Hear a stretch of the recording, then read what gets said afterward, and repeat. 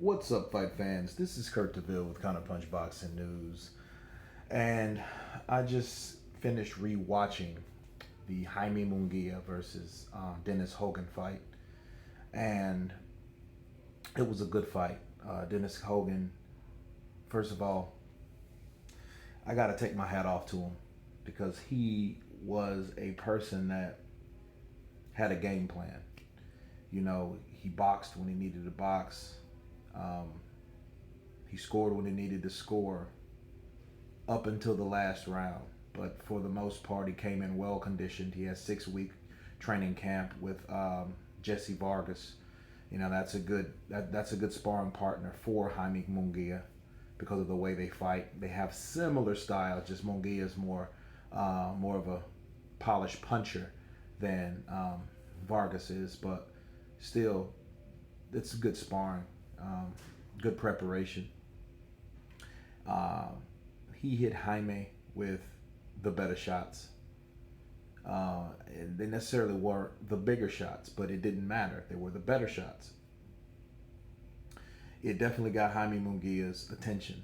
And another thing, it got his attention from early on.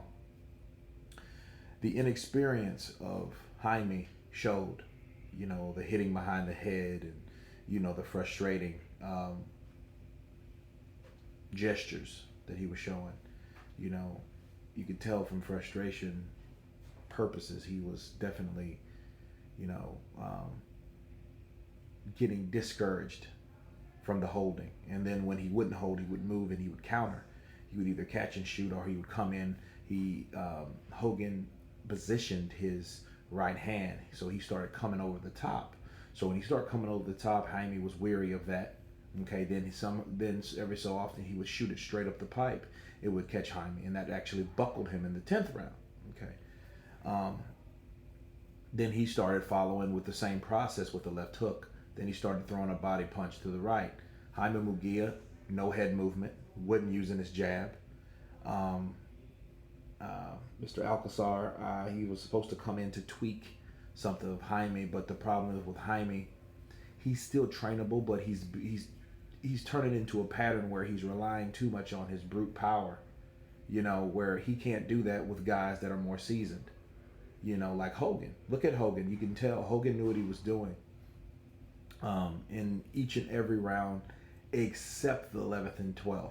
Okay, especially the 12th. The 11th he did decent. But the 12th he didn't follow instructions like his corner wanted him to, regardless of what the commentators were saying. Oh, I would just coast. You never coast in a fight where you're fighting away from home for one, then you're fighting a champ for two, and then you're in Mexico for three. Okay, so you putting all these factors together, everything is against you. His camp were absolutely right. If a round went close, it goes to Jaime Munguia by default because he's the home team. He's the home advantaged fighter, and he's the champion. So it was an exciting fight, though. I feel that Hogan lost due to a lot of factors. I think in the 11th and 12th, he should have really pressed the issue. 10, he did a spectacular job. That's when he buckled Jaime. He won 11, but 12, Jaime comes back. He gave a reason, and he should have listened to his corner. Leave nothing on the table. You know what I mean? He hurt him. I think he hurt him. He definitely got his attention. His legs did a little dance. Okay, you've seen him buckle a little bit. That tells you that Hogan's punching power was affecting Jaime Munguia. And I'll say this about Jaime, and I've said that again. He's a young, fresh, green champion. Okay, now he got his opportunity by knocking out Saddam Ali, but there's a lot of other fighters now. If you're looking at it now, you're seeing his progression. The Inu fight and the Beefy Smith fight, and then now this fight. He's gradually coming along, but I think he's being helped to a certain degree. And it's the danger of overlooking a fighter, and he's overlooking this guy tonight. He overlooked Hogan because he thought, well, I'm going to eventually throw body punches or these wild swinging punches, and eventually one of them would land. Well, some of them did land, but they didn't land like he wanted them to. Okay, so that wasn't the impact that he thought he would make. fighting Hogan, and it frustrated him because Hogan was able to implement his game plan by boxing, shooting straight up the pipe, holding, smothering Jaime, and that you could tell now it's a problem with his conditioning. But that's the problem with power punchers. It's a blessing and a curse because a lot of guys that have a hard or have great punching power lacks other things or lacks desire to do other things besides do the things to set up those big punches. Now, Jaime was going to the body. He was, throwing body punches, but then it was almost like out of desperation a lot of times, because he wasn't setting up the jab. He was just throwing them, and some of those you see there were arm punches. So, but his advantage, he was in Monterrey. So, he's from Mexico. And he was at home, basically. And I understand why Team Hogan wanted to get judges, at least an American judge, instead of all these big Mexican judges. But at the end of the day, I think Hogan's mistake was he tried to coast, especially the last 10 seconds of the round. If we learned anything from the great Sugar Ray Leonard, we learned that you can steal rounds by the last 10 to 15 seconds in the round. When Jaime Munguia went down on some type of clinching and he ended up pushing or whatever, he ended up falling.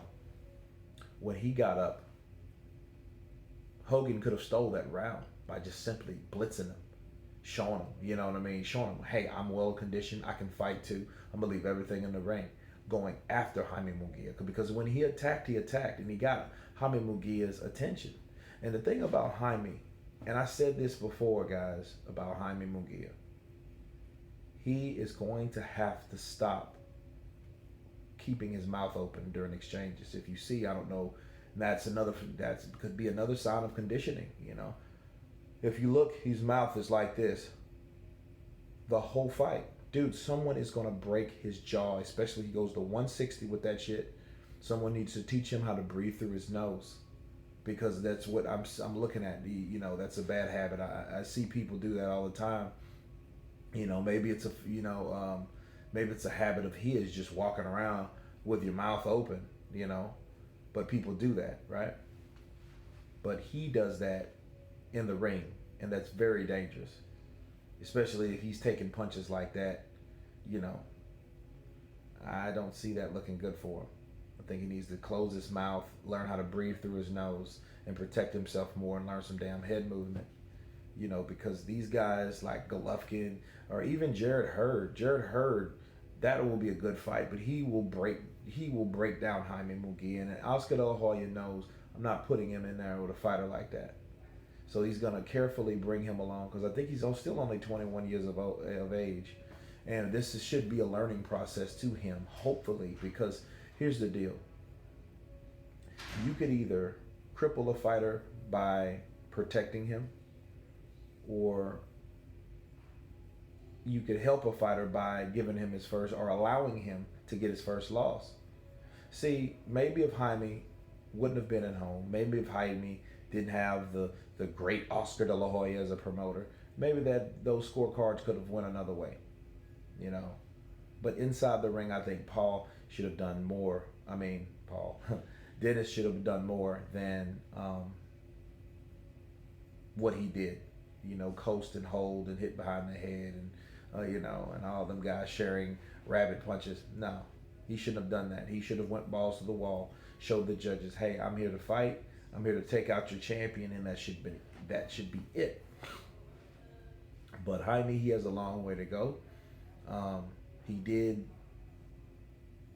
get by with the win. I don't think he really won. I think he lost by 2 rounds, honestly.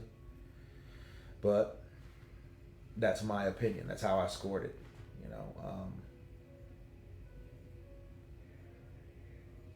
But hey, maybe Jaime learned something from this. But because he's fighting a guy that he couldn't cut off the ring like he used to.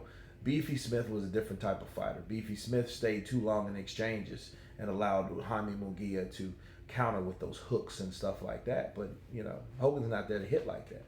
And if he is close to you, he's either throwing an uppercut or he's throwing something quick and sharp, and then he's either smothering you or then holding you. And that was the game plan. And I know that frustrated Jaime Munguia. You know, I'm just glad there were no points deducted because, you know, a lot of, oh, no, stop holding or this, that, and the other.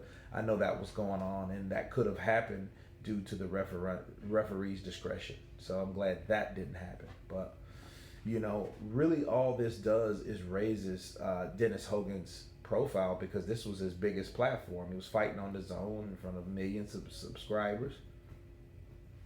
And it's going to be more for him because people are going to want to see him fight again because he has a following now. He's like, hey, a majority decision. Somebody got it 114. So, you know, and then the 116, 112, that's kind of like, okay, that's kind of weird, but hey, this is what it is, you know.